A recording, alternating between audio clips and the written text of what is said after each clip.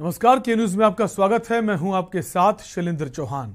योगी आदित्यनाथ सरकार का दूसरा कार्यकाल शुरू हो गया है। कोरोना काल में जो स्वास्थ्य की अव्यवस्थाएं देखने को मिली, उसके बाद लगातार सरकार इस प्रयास में कि लोगों को सुविधाएं बेहतर मिलें, लगातार इस दिशा में कदम भी उठाए जा रहे, लेकिन गाहे बगाहे ऐसी तस्वीरें सामने आ जाती हैं जो स्वास्थ्य विभाग की पोल खोलती हैं और सरकार को शर्मसार करती हैं। इसी पर हम बात करेंगे, कब सुधरेगा स्वास्थ्य विभाग।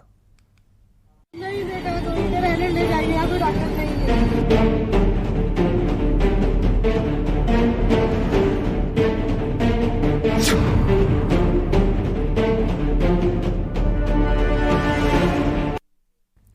उत्तर प्रदेश डिप्टी सीएम की शपथ लेने के बाद से ही स्वास्थ्य मंत्री का भी पद संभाल रहे ब्रजेश पाठक लगातार एक्टिव मोड में नजर आ रहे हैं। जिलों जिलों में घूमकर अस्पतालों का निरीक्षण कर रहे हैं, लापरवाह पर एक्शन ले रहे हैं, लेकिन महकमे के जिम्मेदार सुधरने को तैयार नहीं हैं। यह हकीकत है जिसे हम दिखा रहे हैं आपके टीवी स्क्रीन पर। दो जिलों की तस्वीरें सच से पर्दा उठा रही हैं। पहली तस्वीर कानपुर मेट्रो सिटी से है, जहां सरकारी जिला अस्पताल उर्सला में बच्चों को इलाज नहीं मिलता। दादानगर निवासी पूजा बेटे के इलाज के लिए उर्सला अस्पताल में भटकती रही। इलाज के लिए डॉक्टर ने हेलट से ले जाने को कहकर अपनी जिम्मेदारी निभा दी। सिर पर अलमारी गिरने से बच्चा घायल हुआ था। बच्चे को गोद में लेकर मां दर दर भटकती रही। बेबस मां को अपने बच्चे के लिए उर्सला अस्पताल में ना डॉक्टर मिले और ना बच्चे के लिए स्ट्रेचर। स्वास्थ्य व्यवस्थाओं की पोल खोलती तस्वीरें आए दिन उर्सला अस्पताल से आती हैं। इलाज के लिए इधर उधर अस्पताल में घुमाया जाता है। अगर कोई सवाल करे तो पीटने के लिए डॉक्टर तैयार हो जाते हैं, पर इलाज मयस्सर नहीं होता। दूसरी तस्वीर बुलंदशहर से है, जहां महिला को इलाज के लिए अस्पताल लेकर पहुंचे तीमारदार डॉक्टर के लिए भटकते रहे। सीएचसी में बने डॉक्टर के घर के जो दरवाजे हैं खटखटाते रहे, लेकिन किसी डॉक्टर का दिल नहीं पसीजा। बीमार महिला अस्पताल के बाहर चारपाई पर इलाज का इंतजार करती रही। आखिरकार वही हुआ जिसका परिजनों को डर था। महिला मरीज की चारपाई पर ही मौत हो गई, जिसकी जानकारी के बाद डॉक्टर जांच के लिए पहुंचे। परिजनों के मुताबिक इमरजेंसी में ना तो डॉक्टर थे और न ही स्टाफ। जहांगीराबाद सीएचसी में मौत का खेल रात भर चला। हद तो तब हो गई जब डॉक्टर सवाल पर बचते नजर आए। इसके बाद परिजनों ने लापरवाही का वीडियो बनाकर वायरल कर दिया। बड़ा सवाल है, ब्रजेश पाठक लगातार व्यवस्थाओं का जायजा ले रहे हैं। अव्यवस्थाएं मिलने पर वहां के प्रशासन को फटकार भी लगा रहे हैं। स्वास्थ्य विभाग के अधिकारियों को सख्त निर्देश भी दिए हैं, उसके बाद भी सिस्टम क्यों नहीं सुधर रहा। तो दो तस्वीरें आप देख रहे हैं। पहली कानपुर की है, जहां महिला उर्सला अस्पताल पहुंची बच्चे को गोद में लेकर, मगर उसको इलाज ही नहीं मिला। वो भटक रही इलाज के लिए, रो रही है, गिड़गिड़ा रही, मगर उसको इलाज नहीं मिल रहा। शर्मनाक तस्वीर, जहां सरकार बड़े बड़े दावे करती है, हमारे पास प्रॉपर बेड हैं, हमारे पास आईसीयू हैं, पीआईसीयू हैं, हमारे पास ऑक्सीजन है, सारे नए नए टेक्नोलॉजी के इक्विपमेंट्स हमने लगा दिए सरकारी अस्पतालों में। अब आपको सरकारी अस्पतालों में हाईटेक व्यवस्था मिलेगी, मगर ये हाईटेक व्यवस्था शर्मसार करती हुई, शर्मनाक, एक महिला बेटे को गोद में लिए भटक रही है। दूसरी बुलंदशहर के अस्पताल की सीएचसी की, जहां एक महिला की मौत हो गई, डॉक्टर ही नहीं मिला और रात को तमाम सारे डॉक्टरों के घरों के दरवाजे खटखटाते रहे, इलाज कर दीजिए, इलाज कर दीजिए, मगर इलाज नहीं मिला। चारपाई पर उसकी मौत हो जाती है। उत्तर प्रदेश के स्वास्थ्य विभाग की दो शर्मनाक तस्वीरें आपको हम दिखा रहे हैं। हमारे साथ बुलंदशहर से हमारे संवाददाता अनिल मीणा जुड़ गए हैं। अनिल, एक शर्मनाक तस्वीर, क्या है पूरा मामला, आपसे जानना चाहेंगे। इलाज के लिए मरीज जो है, महिला पहुंची थी, तीमारदार उसे लेकर पहुंचे थे, डॉक्टर नहीं मिले, दरवाजे खटखटाए गए, उसके बाद कोई नहीं निकला। क्या है पूरा मामला अनिल? जी बिल्कुल शैलेंद्र, मैं आपको बता दूं, जनपद बुलंदशहर के जहांगीराबाद सीएचसी का मामला है, जहां एक बेटा अपनी मां को लेके जाता है रात में, और रात में जो ड्यूटी पर तैनात थे जो डॉक्टर, लेकिन वो बेटा वहां डॉक्टरों को भटकते हुए फिरता रहता है। वो किसी से पूछता है तो वो कहता है कि डॉक्टर साहब यहाँ नहीं है, और वो लगातार कई दरवाजे खटखटाता है, लेकिन उसके बाद भी डॉक्टरों का दिल नहीं पसीजता है। आखिरकार जिसका डर था वही घटना सामने आती है और आखिरकार एक बेटे की माँ दम तोड़ देती है। तो उसको लेकर बेटे ने और उसी दौरान उनमें हुत्तुती होती है। उसी दौरान किसी परिजन उसकी वीडियो बना लेते हैं और वीडियो बनाने के बाद सोशल मीडिया पर वायरल करते थे। देखिए, सबसे बड़ा सवाल यहाँ आता है कि जो ये घटना है ये 3 दिन पहले की घटना है और 3 दिन बाद उस बेटे ने वीडियो सोशल मीडिया पर वायरल की है। जब हमारी फोन लाइन पर उस मृतक के बेटे से बात हुई तो मृतक के बेटे ने कहा कि मैंने जो वीडियो वायरल की है वो इसलिए की है कि उत्तर प्रदेश सरकार स्वास्थ्य विभाग को लेकर बड़े बड़े दावे कर रही है कि हर तरह की सुविधा गरीबों को दी जाएगी। देखिए, लगातार उत्तर प्रदेश के जो मुख्यमंत्री हैं और जो उत्तर प्रदेश जो डिप्टी सीएम है ब्रजेश पाठक, वो भी लगातार अस्पतालों का निरीक्षण कर रहे हैं और सरकार के द्वारा लाख सुविधा भी दी जा रही है। लेकिन जो डॉक्टर है वो अपनी मनमानी करने से बाज नहीं आ रहे हैं और ड्यूटी से बिल्कुल नदारद नजर आ रहे हैं। और एक चीज और यहाँ आती है कि जब माँ मरी हुई माँ के बाद जब उनको काफी घंटों तक भटकते रहते हैं, जब आते हैं डॉक्टर और आखिर में डॉक्टर ये कह देते हैं कि माँ खत्म हो चुकी है। जब हमारी मृतक के बेटे से बात हुई तो उन्होंने कहा कि आखिर ये वीडियो वायरल क्यों किया, तो उसका सीधे सीधे जवाब यही था कि मैंने यह वीडियो इसलिए वायरल किया कि जिससे कि उत्तर प्रदेश के मुख्यमंत्री और डिप्टी सीएम इन लापरवाह डॉक्टरों के खिलाफ कार्रवाई कर सके, जो आने वाले समय में किसी बेटा की जो माँ खत्म ना हो सके, किसी बहन का भाई खत्म ना हो सके, या आगे और भी ऐसी परेशानी है जिस तरह से घटना ना हो सके। तो इससे पहले उन्होंने वीडियो वायरल कर दिया और उन्होंने कहा है कि ऐसे लापरवाह जो डॉक्टर हैं उनके खिलाफ कार्रवाई की जाए। और अगर हम बात करें तो 3 दिन की वीडियो वायरल पहले की घटना बताई है, लेकिन जनपद बुलंदशहर के किसी भी डॉक्टर के ऊपर अभी तक सीएमओ के द्वारा कार्रवाई नहीं की गई है, जबकि सुबह से ही वीडियो लगातार वायरल हो रही है। अनिल, सवाल इस बात का है कि सीएचसी में जब मरीज पहुंचा अपनी मां को लेकर, जैसा कि युवक बता रहा है, तो वहां पर डॉक्टर क्यों नहीं मिले? जी बिल्कुल, जब 24 घंटे आपके लिए तैनाती है डॉक्टरों की, तो नाइट शिफ्ट के जो डॉक्टर थे वो कहां थे? सवाल इस बात को लेकर है। फिर उसको लोगों के घरों को नॉक करना पड़ा, दरवाजों को, और उसके बाद भी किसी ने ध्यान नहीं दिया। जी बिल्कुल, मैं आपको बता दूं, जब मेरे मृतक के बेटे से बात हुई तो मृतक के बेटे ने बताया कि जब हम अपनी मां को लेकर अस्पताल में पहुंचे तो सरकार ने अस्पताल जो बनाए हैं वो इसीलिए बनाए हैं कि जो कोई मुसीबत का मारा हो वो वहां जाए और उसके लिए वो सुविधा दी जा सके, डॉक्टर के द्वारा इलाज किया जा सके। लेकिन सबसे बड़ा सवाल यह आता है कि एक बेटा अपनी माँ को लेकर जाता है और रात में वो डॉक्टरों के दरवाजे पर दर दर भटकता रहता है और कोई दरवाजा नहीं खुलता है और आखिरकार उसकी माँ दम तोड़ देती है। और जब दम तोड़ देती है उसके बाद कई घंटों बाद डॉक्टर वहां आते हैं और डॉक्टर आने के बाद उनसे कहते थे कि आपकी माँ का ध्यान, आपकी माँ खत्म हो चुकी है। तो और जबकि उन्होंने किसी एक व्यक्ति ने, परिजन ने, अनिल आपको रोकना चाहेंगे, खुद जो मृतक हैं उनके बेटे हमारे साथ फोन लाइन पर जुड़ गए हैं। सर, स्वागत है आपका। आपसे ही जानना चाहेंगे पूरी घटना क्या थी जब आप पहुंचे, डॉक्टर नहीं मिले, उसके बाद जैसा आप बता रहे हैं कि तमाम सारे डॉक्टर के जो वहां घर बने वहां गए, किसी ने दरवाजा नहीं खोला, क्या है पूरा मामला? जी सर, हम अस्पताल लेकर पहुंचे थे, 8 साढ़े 8 बजे की बात है। और उसके बाद भी हम जाके वहाँ पहुंचे, हमने अपनी मम्मी को पानी भी पिलाया है, बातचीत भी कर रही थी इतनी, तो मगर हमारे डॉक्टर साहब देख रहे हैं तो वो रोटी खाने गए हुए लग रहे, इमरजेंसी में कोई नहीं था। इसलिए जब तक वो डॉक्टर 8-9 घंटा हो गए, डॉक्टर साहब नहीं आए, 8-9 घंटा हुआ। इसलिए सर हम ये कहना चाह रहे हैं कि हमारी माँ तो बची नहीं है, इसलिए किसी और के साथ घटना ना हो पाई सर। और हमने डॉक्टर साहब के वहाँ कमरे पे जाके खर्चे डाले हैं तो वो 10-10 बार जा रहे हैं, जब भी नहीं निकल के आ रहे हैं वो घर से, कमरे पे से। जितेंद्र, जैसा आप बता पा रहे हैं, मैं समझ पा रहा हूँ, इमरजेंसी में डॉक्टर नहीं थे, उसके बाद आप कहां पर गए? क्या जो डॉक्टर के जो घर बने उनके घर के पास गए डॉक्टर को नॉक करने? डॉक्टर साहब को हमें नहीं पता, अस्पताल में जो कमरे पे लेटे हुए थे उनको हम जाके दरवाजे पे खटके डाले, मगर वो जब भी निकल के नहीं आ रहे हैं। तो आपको कोई रिस्पांस नहीं मिला कि मैं आपके पास आऊंगा, इलाज करूंगा, इंतजार कीजिए थोड़ा?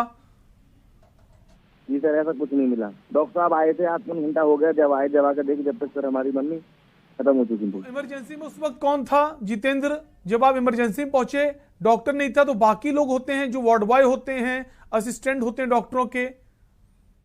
सर पूरे अस्पताल में कोई भी नहीं था, कोई भी नहीं था अस्पताल में। जैसा कि हमारे दर्शक सुन पा रहे हैं, अगर सरकार के जो लोग हैं वो अगर सुन पा रहे हैं तो सुनिए इस युवक जितेंद्र की बात कि वो अस्पताल पहुंचा, बुलंदशहर सीएचसी का मामला है, उसको कोई नहीं मिला, वहां पर सीएचसी में कोई नहीं मिला। उसके बाद जो डॉक्टरों के रूम होते हैं वहां पर वो पहुंचा, उसने नॉक किया तो वहां से भी उसको कोई रिस्पांस नहीं मिला, आखिरकार उसकी मां की मृत्यु हो गई। आप 4 बजे कैसे बता रहे हो, लेकिन इन्होंने यहाँ के पानी भी पिया है।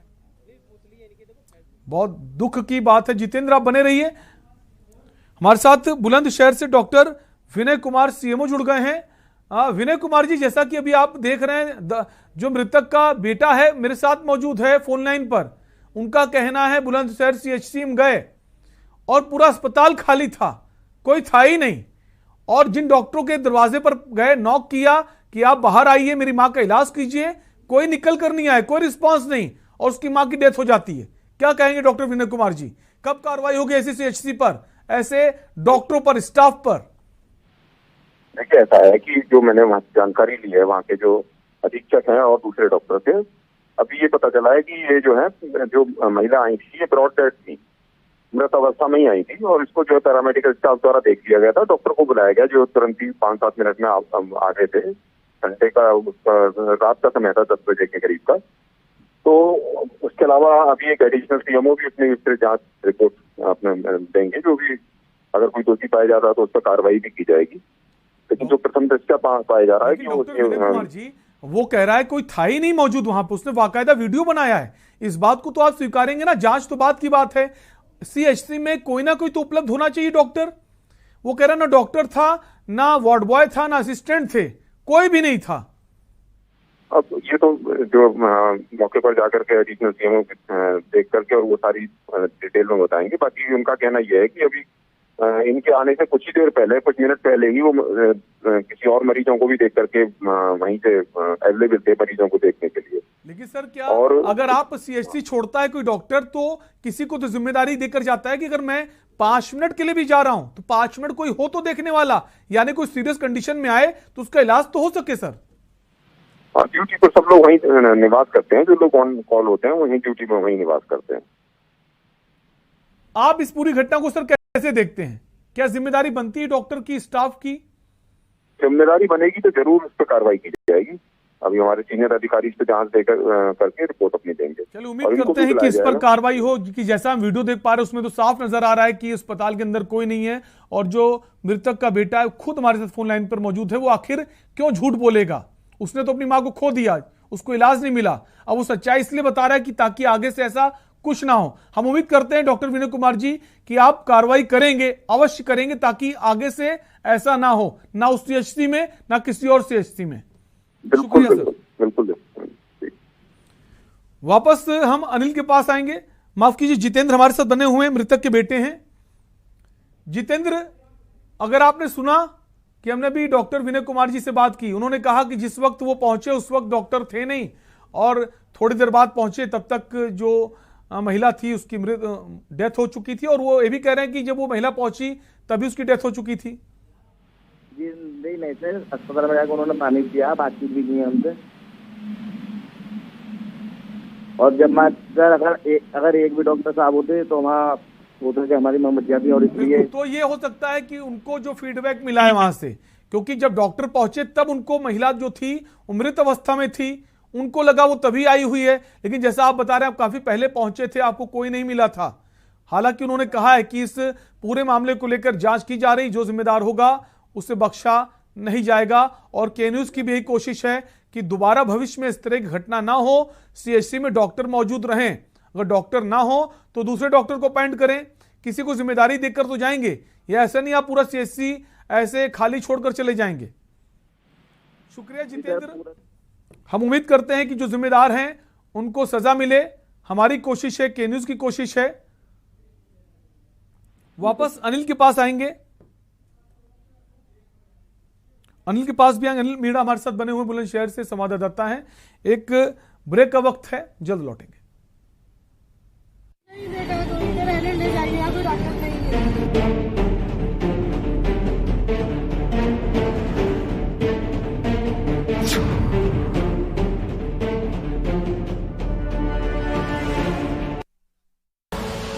आप देख रहे हैं के न्यूज, खबरों का सारथी। ऑफिस ऑफिस ऑफिस, चक्कर चक्कर चक्कर, कभी इधर इधर, कभी उधर उधर, इस टेबल से उस टेबल। सेठ लतीफी का लग गया लेवल। थक गया यार। सरकारी काम रे निकाला पसीना, घूम घूम कर दुभर हो गया जीना। समय लग गया पेट्रोल फूक गया, चल चल के मेरा पाँव दुख गया। अब इसका समाधान चाहिए, कोई ये सब काम कर दे, ऐसा मितान चाहिए। लगता है आपने मुझे याद किया। मैं हूँ मितान। छत्तीसगढ़ सरकार ने मुझे आपका मितान बनाया है। अब आपको भागने दौड़ने की जरूरत नहीं है। मैं आपके घर आऊंगा, आपके सारे सर्टिफिकेट स्कैन करूंगा और उसको वहीं से अपलोड भी करूंगा। और जब आपका काम पूरा हो जाएगा तो आपको आपका सारा सर्टिफिकेट देने घर भी आऊंगा। पर आपको भेजा किसने है? मुख्यमंत्री भूपेश बघेल जी ने।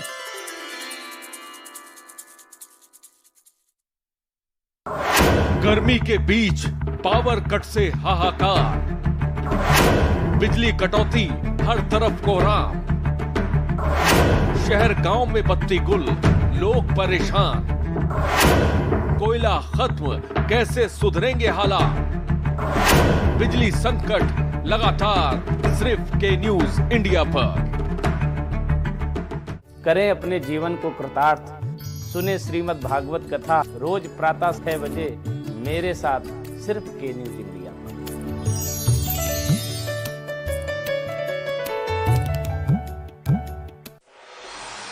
कोर्ट कचहरी के ना आप देख रहे हैं के न्यूज, खबरों का सारथी। नहीं बेटा, तो इधर रहने ले जाइए, यहाँ कोई डॉक्टर नहीं है।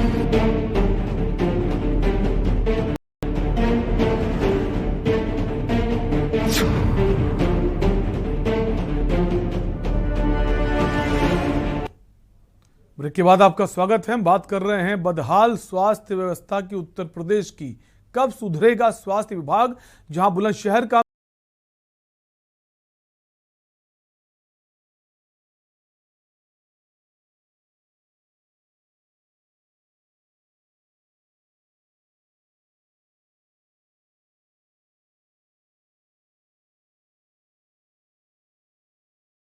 अभी सीएमओ जो है वहां के, उनसे बात हो रही थी, वो कह रहे हैं कि हम इस पर जांच करेंगे, कार्रवाई करेंगे।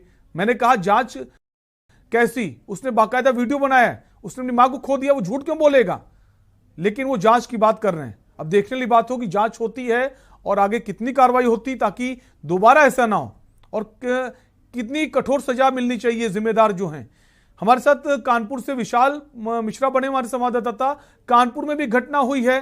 घटना है उर्सुला अस्पताल की, सरकारी अस्पताल है, और एक महिला अपने बच्चे को लेकर पहुंचती है, गोद में बच्चे को लेकर पहुंचती है, भटकती रहती है, उसके बच्चे को इलाज नहीं मिलता है, वो फूट फूट कर रोती है, जैसा अभी हमने दिखाया। हम सीधा विशाल के पास आएंगे। विशाल, जो कानपुरी घटना है, वो बच्ची को, वो जो बच्चा था उसकी गोद में, उसको इलाज क्यों नहीं मिला? इतने सारे डॉक्टर हैं, बड़ी बड़ी बातें की जाती है उर्सुला अस्पताल को लेकर, तमाम सारी हाईटेक व्यवस्थाएं हैं, कहां गई हाईटेक व्यवस्थाएं? वो हाईटेक व्यवस्था कहीं गुम हो गई है शैलेंद्र। अगर बात करें हम लोग, तो बच्चे को इलाज इसलिए नहीं मिला क्योंकि उसे हेडेक रिफर कर दिया गया था, उसकी सीरियस को, उसकी कंडीशन को देखते हुए हेडेक रिफर कर दिया गया। लेकिन वहां पर एक फ्री एम्बुलेंस खड़ी रहती है, जिसे डॉक्टर कहते हैं आप इन्हें, इस मरीज को लेकर आप जाइए, इसमें स्ट्रक्चर भी होता है, एक एम्बुलेंस वाला भी आकर आपसे पूछेगा कहाँ चलना, वो आपको लेके जाएगा। लेकिन ऐसा कहीं नहीं हुआ। डॉक्टर ने कहा ये तो गोद में ही लेके बेचारी ऑटो का इंतजार कर रही थी कि ऑटो से चले जाए। बच्चे के सर पे अलमारी गिरी थी। और आप समझिए कि जो पहले कानून मंत्री थे, अब स्वास्थ्य मंत्री बन गए हैं। स्वास्थ्य, शिक्षा, चिकित्सा सब इनके पास है। अभी कल ट्वीट आएगा या आज ही शाम को ट्वीट आ जाएगा स्वास्थ्य मंत्री ब्रजेश पाठक जी का कि न्यूज़ चैनल और पेपर में प्रकाशित होने के बाद मैंने घटना का संज्ञान लिया। इससे पहले इन्होंने यहीं पर आकर फ़ोन किया था डायरेक्टर्स को कि भैया देखिए, हम सीएमओ को कहा कि जिन्होंने कितने में ऑपरेशन कराया जिला अस्पताल में, मुझे उसकी पूरी लिस्ट चाहिए, और किसको किसको कितना पैसा गया, मुझे इसकी लिस्ट चाहिए। वो इन सब चीज़ों का ध्यान देते हैं। वो कभी कानपुर में 2 बार आ चुके हैं, लेकिन अभी तक उन्होंने इस चीज़ पे ध्यान नहीं दिया। जिला अस्पताल में पहली मर्तबा नहीं है ये। यहीं से कैदी भाग जाते हैं, पुलिस वालों को ध्यान नहीं होता, वो मेडिकल कराने आता है, वो निकल जाता है। आप समझ लीजिए क्या दुर्दशा होगी। वहाँ पर दवाइयाँ उपलब्ध नहीं होती है, इमरजेंसी में कुत्ते लौटते हैं। उसकी ब्रजेश पाठक जी को बस अपने लोग, नहीं कहना चाहिए, बहुत अच्छा काम कर रहे थे, अच्छे काम का विरोध नहीं करना चाहिए, लेकिन जहां पर उनकी गलतियां बताना भी पड़ेगा उन्हें कि आप किसी भी सीएससी में जाकर मीडिया वालों को बुलाकर आप बता दें कि औचक निरीक्षण है, ये बहुत अच्छी बात नहीं है। आपको जहां पर धरातल पर जाना है वहां पर वो नहीं दिख रहे हैं। आप हैलेट चले जाइए, अगर आसानी से इलाज मिल जाए तो बता दीजिएगा। आप उर्सला चले जाइए, काशीराम चले जाइए, ये कानपुर के तीनों बड़े अस्पताल हैं, यहाँ पर कहीं पे अगर आपको इलाज मिल जाए बता दीजिए। यहाँ की व्यवस्थाएं देखकर आप खुद नहीं इलाज कराना चाहते हैं लोग, वहाँ पे भटकारा जाता है। हैलेट की तो बात ही मत पूछिए, वहाँ पर अगर आप किसी को नहीं जानते हैं तब तो आपका इलाज बहुत अच्छे से हो जाएगा। अगर आपके लिए किसी ने फ़ोन कर दिया है तो आपको दवा तक नहीं नसीब होगी, बेडशीट तक नहीं बदलेंगे, मारे अलग जाएंगे। अगर आपने बता दिया कि हम पत्रकार हैं, हम नेता हैं, तो कहीं आपको बंद करके मारे जूनियर डॉक्टर, इस पर क्या कार्रवाई करेंगे स्वास्थ्य मंत्री? स्वास्थ्य मंत्री कितनी बार कानपुर आए, अभी जतिन प्रसाद आए थे तो कई लोगों ने शिकायत भी करी कि हमारे यहाँ सामुदायिक स्वास्थ्य केंद्र नहीं है और स्वास्थ्य के लिए चीज़ें नहीं है। 2 साल बड़ा संघर्ष किया गया, उसके बाद भी उन्होंने कहा ठीक है मैं अगली बार आऊंगा तो इस पर जरूर चर्चा करूंगा और सबको लेकर एक बात होगी, कमेटी गठित की जाएगी। वो कमेटी लेकिन विशाल सवाल इस बात का है ना कि जब कोरोना काल था तब तो ठीक है, कोरोना काल में बहुत सारे पेशेंट्स हॉस्पिटल जा रहे थे, आपके पास बेड नहीं थे, ऑक्सीजन नहीं थे, लोग कम थे। अब तो कोरोना भी नहीं है, खत्म हो गया है, थोड़े बहुत केसेस सामने आ रहे हैं और आपने उसके बीच अपने आप को इतना मजबूत कर लिया स्वास्थ्य व्यवस्था को। तब ऐसी तस्वीर, अगर वो सीरियस है तभी तो हैलेट भेजा जा रहा है। उर्सला में उसका इलाज बेहतर नहीं हो सकता है, इसलिए उसे हैलेट रेफर किया गया है। और अगर हैलेट रेफर किया गया तो हैलेट जाएगा कैसे? उसके पास बड़ी गाड़ी नहीं ना, आप एम्बुलेंस दीजिए, वार्ड बॉय होना चाहिए, स्ट्रेचर में ले जाए उसको, या एम्बुलेंस नहीं, डॉक्टर की जिम्मेदारी बनती है, जो वहां इंचार्ज है वो अपनी गाड़ी दे दे।